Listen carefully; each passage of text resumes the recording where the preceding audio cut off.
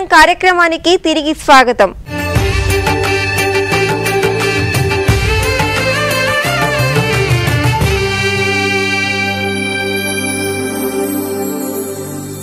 ఆ రుద్రుని యొక్క అంశ వల్ల వచ్చినటువంటి వాడు కాబట్టే హనుమంతుడి యొక్క రౌద్రం ముందు ఏ దుష్టశక్తి కానీ ఏ శక్తి ఆగలేదు.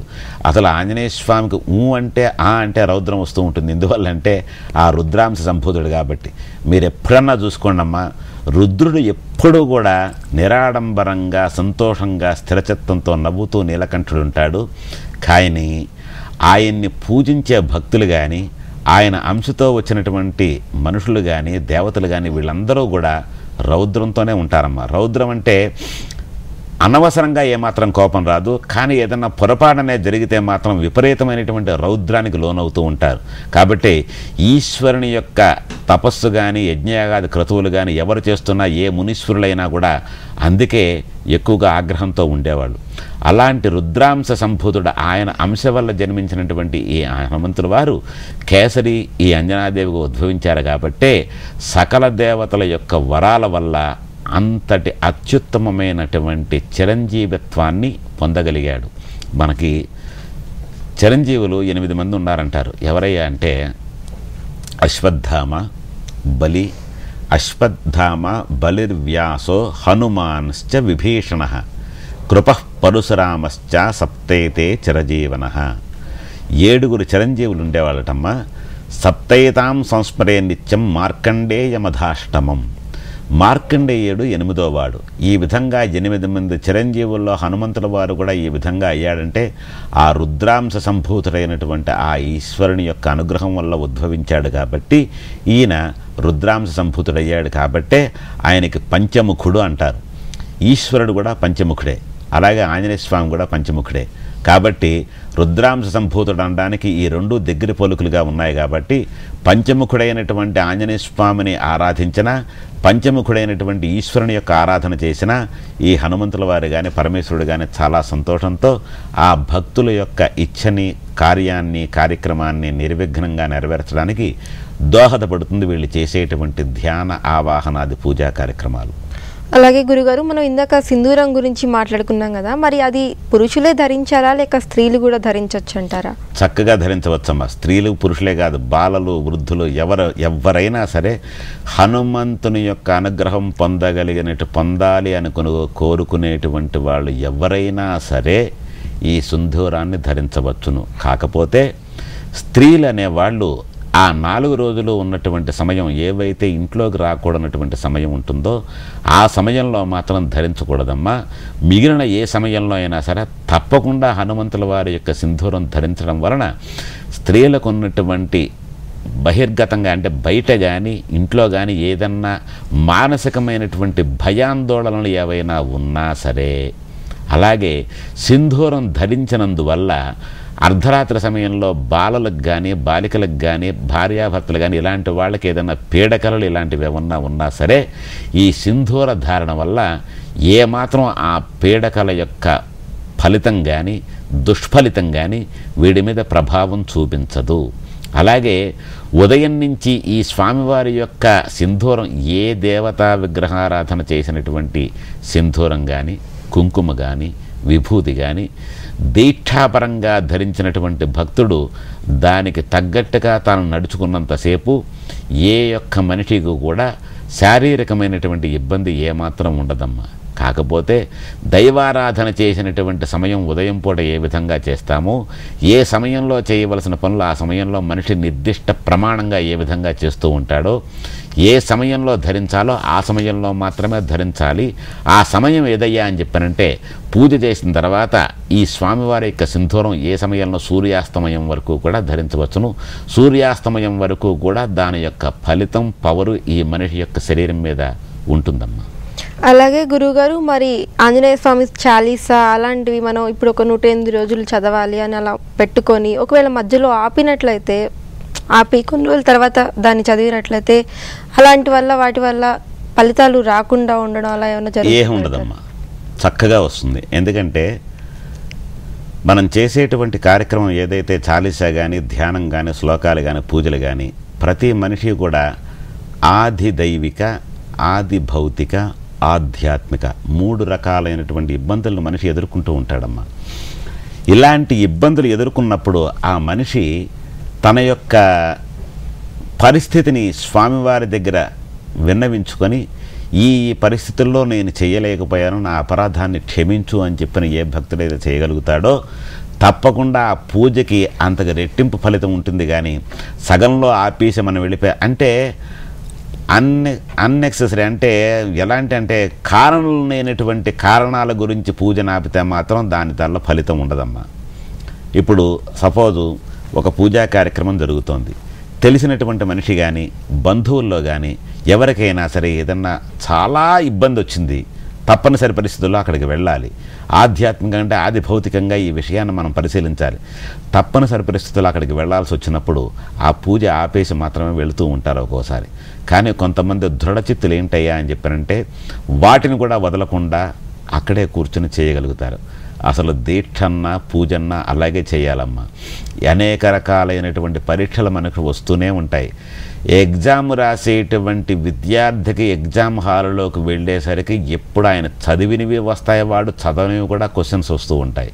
వాటన్నిటికీ వాడు ఆన్సర్ కరెక్ట్గా చెప్పగలిగినప్పుడే వాడు పాస్ అవుతూ ఉంటాడు. ఎగ్జామ్ హాల్లోనే ఇలా ఉంటే భూమి అనేటువంటి విద్యాలయంలోకి మనోజన్మనెత్తినటువంటి మనం దీక్షగా కాకుండా భగవంతుడు నాకు అన్నీ చూడాలి, ఆయన అన్నీ తెలుసు, నారు పోసిన వాడు నీరు పోస్తాడు, ఆయన ఎందుకు చూడ్డు అనేటువంటి అల్పబుద్ధితో ఆలోచించడం అవివేకమమ్మా. నీవు కర్మబద్ధంగా, ధర్మబద్ధంగా, వేదవిహితంగా ఎప్పుడైనా ఒక దీక్షా పూజ చేద్దాం అనుకున్నప్పుడు అనవసరమైనటువంటి అనివార్య కారణాలు నిజంగా ఏదన్నా ఘటన జరిగినప్పుడు నువ్వు పూజ ఆపితే తప్పు లేదు. కానీ ఘటన లేకుండానే మధ్యలో లేచి మనం పూజ చేస్తూ అమ్మాయి ఆ పాలు పట్టరా, అమ్మాయి కూరలు పట్టరా, లేదా పలానా చెయ్యి, ఈ విధమైనటువంటివి మనసులో ఈ రకమైనటువంటి ఆలోచనలు వస్తే అది అసలు మొదటి నుంచి చేసిన పూజ అనిపించుకోదమ్మా. ఎప్పుడైనా మనస వాచ కర్మణ దృఢచిత్తంతో 10 నిమిషాలు నువ్వు పూజ చేసినా సరే ఆ స్వామివారి యొక్క అనుగ్రహం నీ మీద తప్పకుండా ఉంటుంది. మన పక్కనే ఉంటాడు స్వామివారు, మనం ట్యూన్ చేస్తే ఆయన కనిపిస్తాడు.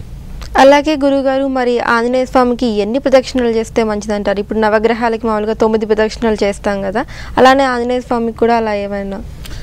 ఆంజనేయ స్వామికి భక్తాంజనేయ, దాసాంజనేయ, అలాగే పంచముఖాంజనేయ వీరి కామ్యాన్ని బట్టి చేయాలమ్మా. ఎలా అని చెప్పానంటే సంపదని కోరుకునేటువంటి భక్తులు ఎవరైనా ఆంజనేయ స్వామికి ప్రదర్శన చేయాలంటే 11 ప్రదర్శనలు చేయాలమ్మా. సంతానం గురించి ఎవరన్నా ప్రదర్శన చేస్తున్నప్పుడైతే గనక స్వామివారికి 5 ప్రదర్శనలు చేయాలమ్మా. అలాగే ఈ వివాహం విషయంలో పలానా వివాహం లేట్ అవుతుంది, లేకపోతే పలానా అమ్మాయికి వివాహం లేట్ అవుతుంది, పలానా అబ్బాయికి వివాహం, ఇలాంటి వాళ్ళు సప్తహ అంటే 7 ప్రదర్శనలు చేయాలమ్మా. ఈ ప్రదర్శన చేసేటప్పుడు ప్రతిదీ కూడా 5 ప్రదర్శనలు చేయాలనుకున్నటువంటి భక్తులు 5 మంగళవారాలు కానీ 5 శనివారాలు కానీ ఆయనకి ప్రదర్శన చేయాలి. అలాగే 11 ప్రదక్షిణాలు చేయవలసినటువంటి భక్తుడు 11 మంగళవారాలు కానీ 11 శనివారాలు కానీ చేయాలి. అలాగే 7 ప్రదక్షిణాలు చేయాలనుకున్నటువంటి భక్తుడు కూడా 7 మంగళవారాలు కానీ 7 శనివారాలు కానీ చేయాలి. అలాగే ఈ ప్రదక్షిణ చేసినటువంటి సమయంలో మిరియాలు అనేవి ఉంటాయమ్మా. ఆ మిరియం గింజలు ఏవైతే ఉంటాయి, ఎన్ని ప్రదక్షిణాలు అయితే ఉంటాయో అన్ని ప్రదక్షిణాలకు సంబంధించినటువంటివి 7 మిరియాల గింజలు తీసుకొని ప్రతి వారం ఆ 7 మిరియాలు తీసుకెళ్ళి ఇంట్లో పెట్టుకొని మళ్ళీ వేరే మిరియాలు తీసుకొచ్చి ఇవన్నీ 7 సార్లు 7 రోజులు 7 వారాలు ప్రదక్షిణాలు అయిపోయిన తర్వాత ఈ మిరియాలతోటి పానకం తయారు చేసి ఆ స్వామివారికి నివేదన చేసి అక్కడ ఉన్నటువంటి భక్తులకి ఎవరికైనా సరే ఎన్ని ప్రదక్షిణాలు అయితే నువ్వు చేశావో అంతమంది భక్తులకి 7 గ్లాసులు 5 గ్లాసులు కానీ 11 గ్లాసులు కానీ లేదా 11 చెంచాలు కానీ ఇంతమందికి ఈ పానకం కనుక నువ్వు ప్రసాదంగా ఇచ్చినట్టయితే అన్ని రోజుల్లో నువ్వు అనుకున్న పని తథ్యముగా నెరవేరుతుంది. ఇందులో ఏమాత్రం సందేహం లేదు, మీరు రాసుకోవచ్చమ్మా. అలాగే గురుగారు, మరి స్వామివారికి ఆకుపూజ చేస్తాం కదా, ఆకుపూజ చేసిన తర్వాత ఆ తమలపాకుల్ని మనమే తినాలా లేకపోతే అందరికీ దానం చేసి చక్కగా ఇవ్వచ్చమ్మా. ఎందుకంటే స్వామివారి యొక్క అర్చన చేసినటువంటి ఈ యొక్క నాగవల్లి దీనివల్ల ఎన్నో రకాలైనటువంటి ఆరోగ్యం మనిషికి వస్తుందమ్మా. ఎందుకంటే వయస్సును బట్టి తాంబూలాన్ని వేసుకోవాలని చెప్పిన మన పెద్దవాళ్ళు చెప్పారమ్మా. 30-32 సంవత్సరాలు దాటినటువంటి ప్రతివాడు కూడా సక్రమమైనటువంటి ఈ తాంబూలం అంటే జాజికాయి, జాపత్రి, మంచి పచ్చకర్పూరం, ఇలా కుంకుమ పువ్వు ఇలాంటి వేసుకుని ఎవరైతే తాంబూలం వేసుకుంటారో వాళ్ళు వేసుకోగలుగుతారో వాళ్ళ యొక్క ఒంట్లో ఉన్నటువంటి భౌతికమైన శరీరంలో ఈ యొక్క బోన్స్ అనేవి, ఎముకలు అనేవి ఏవైతే ఉంటాయో వాటికి ఇబ్బంది కలగకుండా దృఢంగా ఉంటాయనడానికి ఎన్నో నిదర్శనాలు ఉన్నాయి. కానీ ఇప్పుడు కాలక్రమేణా కలియుగం కదమ్మా, ఆ పాన్లు, ఈ పాన్లని, ఈ కిళ్ళిళ్ళని ఇలాంటివన్నీ వేసి ఇవి తాంబూలాల కింద వీళ్ళు చూపిస్తున్నారు. కానీ ఇలాంటిది తాంబూలం కాదు. నువ్వు చెప్పినట్టుగా ఈ స్వామివారికి పూజ చేసినటువంటి ఈ నాగవల్లి దళం అంటే ఈ తమలపాకుల్ని, లేత తమలపాకులు స్వామివారికి పూజ చేసిన తర్వాత దంపతులైనటువంటి వాళ్ళు కనుక ఈ తాంబూలం వేసుకుంటే దీర్ఘాయు వస్తుందని చెప్పిన శాస్త్రోక్తం అమ్మ. మరి శనీశ్వరుని ఎలా పూజించాలో వివరించండి గురువుగారు. శని నీలాంజన సమాభాసం రవిపుత్రం జమాగ్రజం ఛాయా మార్తాండ సంభూతం తన్నమామి శనీశ్వరం. ఇది నవగ్రహాల గుళ్ళో ఉండేటప్పుడు ప్రతి చోట, ప్రతి దేవాలయంలోనూ కూడా ఈ శ్లోకం ఉంటుందమ్మా. ఒక్కొక్క గ్రహానికి ఒక్కొక్క శ్లోకం. నీలాంజన సమాభాసం రవిపుత్రం జమాగ్రజం అంటే రవికి పెద్ద కుమారుడంట శనీశ్వరుడు, యమధర్మరాజుకు అన్న.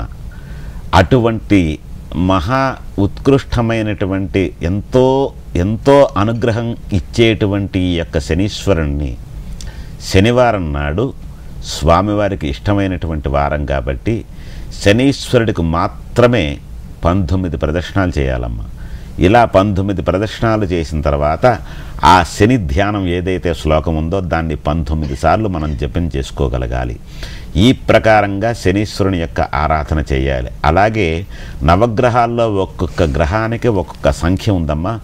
ఆ సంఖ్యాపరంగా వాళ్ళ యొక్క ప్రదక్షిణలు కానీ, వారాలు కానీ, పూజ కానీ, విధానాలు కానీ ఈ సంఖ్యను బట్టే ఉంటుంది. కానీ నవగ్రహాల్లో 9 గ్రహాలు ఉన్నాయి కాబట్టి 9 ప్రదక్షిణాలు చేయాలని చెప్పినది కాదమ్మా శాస్త్రం. ఒక్కొక్క గ్రహానికి ఒక్కొక్క పద్ధతి ఉంది.